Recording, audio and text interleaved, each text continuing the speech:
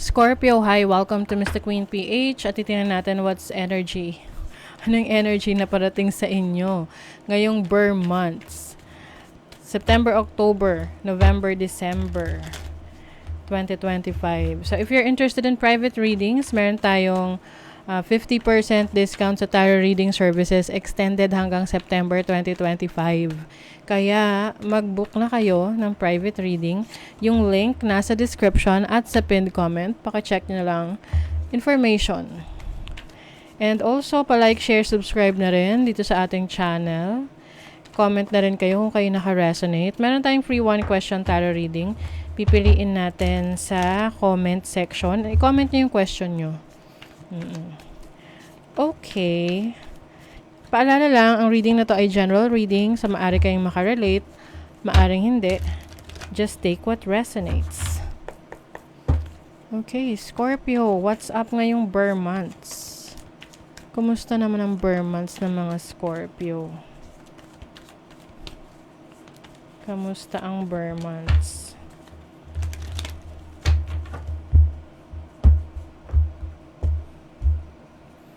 Okay, so this is your overall energy.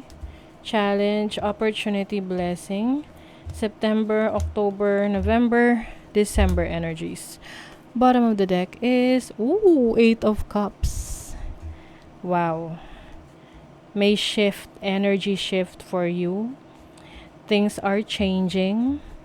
May aalis. Iiwanan ng sitwasyon na hindi na niya kaya or hindi na align sa gusto niya. Magkakaroon ka na ng lakas ng loob na umalis sa sitwasyon na ayaw mo talaga. Kasi pwedeng iba nagtsatsaga, no? Nagtsatsaga, tinitiis niya yung sitwasyon. Pero ngayon may lakas ng loob ka na to finally leave it behind. Oo, pwede itong trabaho, career, no?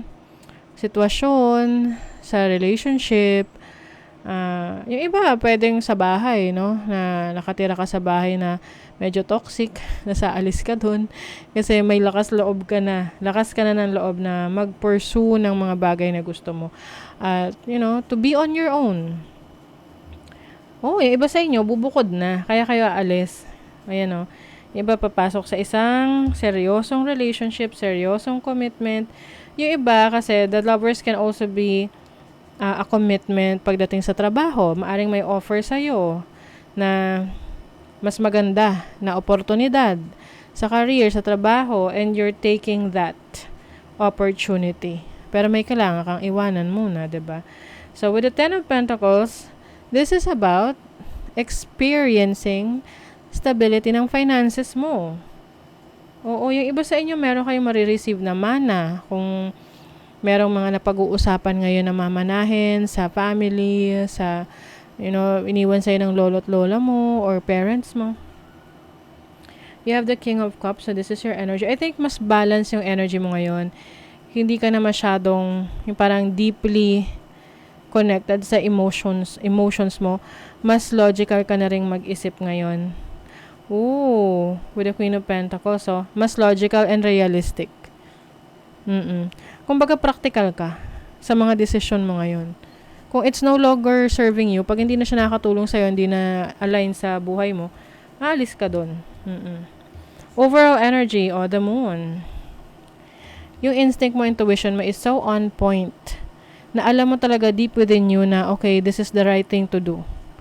Kasi ang Moon is also about protection, taking care of yourself. So, mas pinaproteksyonan mo yung sarili mo, yung energy mo, yun yung paraan mo para maalagaan mo yung sarili mo. Pag-alis sa mga sitwasyon, connections that are not giving value na sa'yo. Wala nang value or hindi na nag-add ng value sa buhay mo. Your challenge is the Queen of Wands. Yung iba sa inyo, mahirap na iwasan or iwanan ng isang sitwasyon na yan. Pero, darating yung time na marirealize mo, it's time to go. It's time to explore new things. Ayan. Yung challenge sa'yo, kung paano mo mas may explore ang iba pang oportunidad, potential sa'yo, outside of your comfort zone. And yung iba, creative talents and skills nyo yan eh. Let's say may trabaho ka ngayon. Pero yung trabaho mo na yun, stressful, toxic, and you're no longer happy. Tapos ngayon, susugal ka talaga sa iyong talento, skill set mo, creative side mo. Yun yung gagamitin mo. And dun ka, mas magiging successful sa paggamit ng iyong creative talents and skills. Kasi lahat naman tayo binigyan ng talento ng Diyos para gamitin natin na mapayabong or mapaunlad ang ating sarili. And at the same time, pag na tayo, established na, makakatulong rin tayo sa iba. Diba? Your opportunity is justice, which is balance, the truth. So you're finally realizing your truth. Yung kung ano yung totoo sa'yo, ano yung desisyon na makakabuti para sa'yo. Maaring you've been thinking about this for a long time, but finally magkakaroon ka na ng lakas ng loob na gawin yan. Your blessing, diba? Ace of Pentacles, yung iba sa inyo career to, trabaho, no? Yung iiwanan nyo para sa isang oportunidad. You're very excited for this new opportunity. And since nasa blessing mo yan, so itong pagsisimula na to, makikita mo agad ang resulta niyan. Kumbaga, meron niyang sign sa'yo na, sa first month mo pa lang, nag-e-enjoy ka na, nagugustuhan mo yung ginagawa mo, nagugustuhan mo yung resulta nung tinatrabaho mo. Diba? So this can be a new beginning for an opportunity sa investment, sa trabaho, sa business. And also property, yung iba sa inyo may mabibili kayong ari-arian, gamit, or importanteng bagay na dati pinapangarap mo lang. So ngayon makukuha mo na ngayong bare months or claim nyo na yan. September energy, the Page of Cups. This is about magic, love, and fun. So, you're going to have fun ngayong September. I-enjoy mo ang journey mo.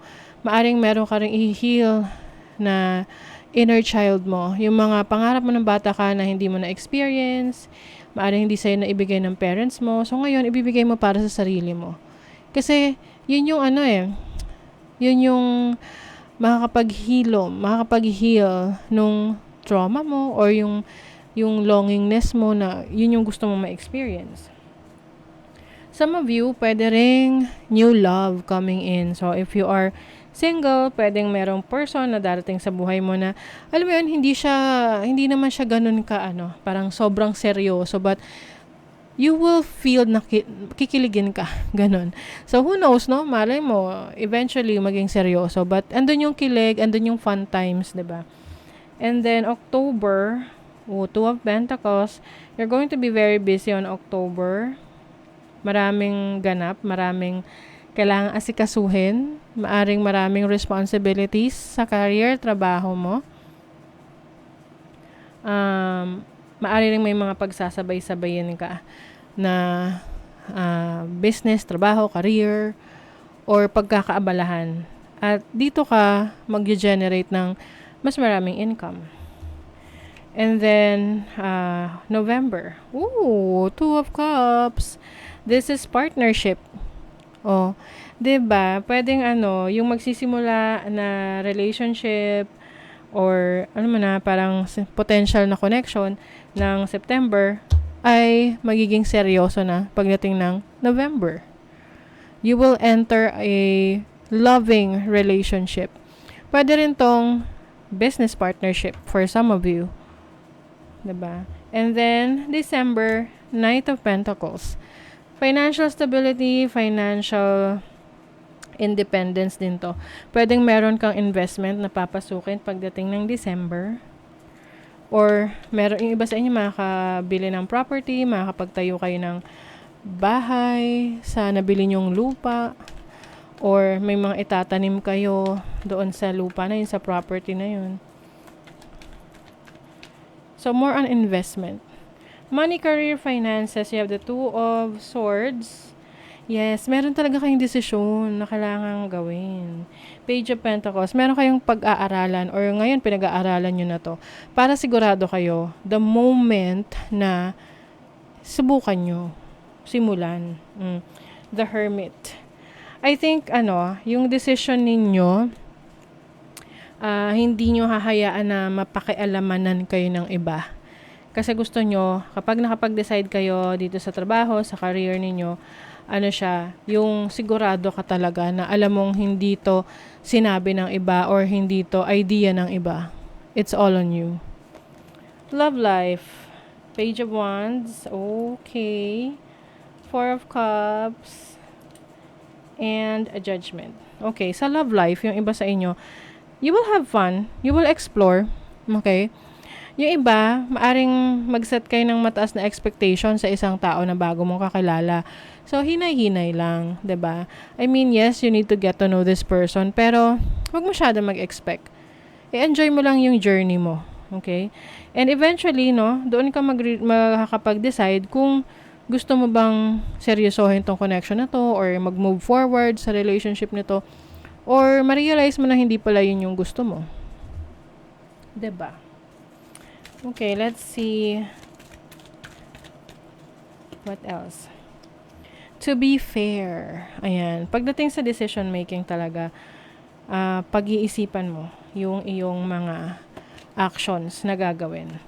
You will also be involved in community. Maaring mas active ka sa community mo, like sa social media, pwedeng sa lugar ninyo.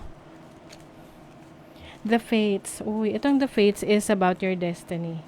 So, some of you, dinadala kayo sa destiny ninyo where you should be.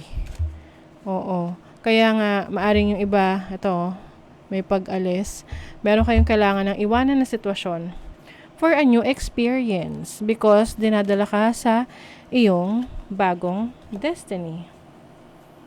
Chain of events that will affect you. So, I think yan yun. Yung parang feeling mo,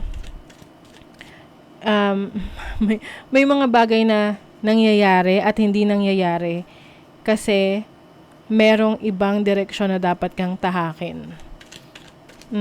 Na minsan pinaplano mo yung buhay mo pero hindi mo rin siya ganun kakontrolado dahil may iba pang involved doon sa plano mo.